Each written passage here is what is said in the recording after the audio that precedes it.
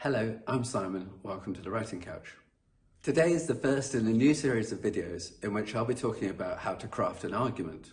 Crafting arguments is really important to academic writing, and particularly when we're thinking about things like journal articles, then finding direction and relevance and focus from the start is really important. One strategy for doing this is to write a tiny text. The tiny text is an idea that I've taken from my supervisor and mentor, Pat Thompson.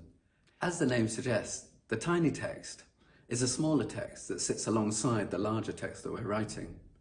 It's a set of questions or prompts in our own language written to ourselves that can help us find that focus and direction in the larger text, and we keep referring back to it in order to maintain that as we work through it. Now, I'm going to present this set of questions as a list, but in practice it's not intended to be followed as a strict sequence. Instead, try and think about the links between each of the questions and use the set in whatever way makes the most sense to you. These questions can be thought about as answering the what, why, how, who, and so what of your argument. Beginning with what.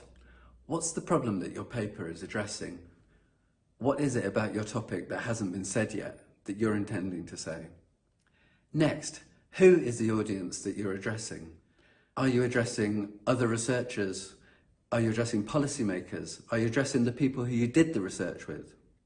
This matters because how you present your argument changes depending on who that audience is.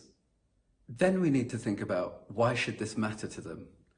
Now, this is important for thinking about the implications of your argument, but it's also about finding that hook. How are you going to make that audience read on?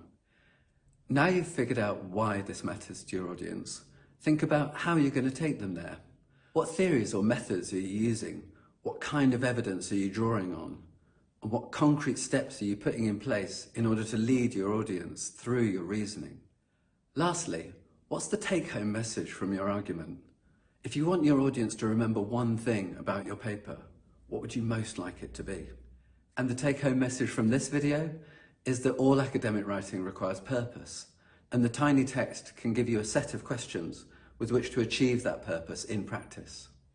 Next video, I'll be focusing on how to move from the tiny text to the larger text to transform those questions and principles into actual writing practices. And if you don't want to miss that, then please subscribe to my channel.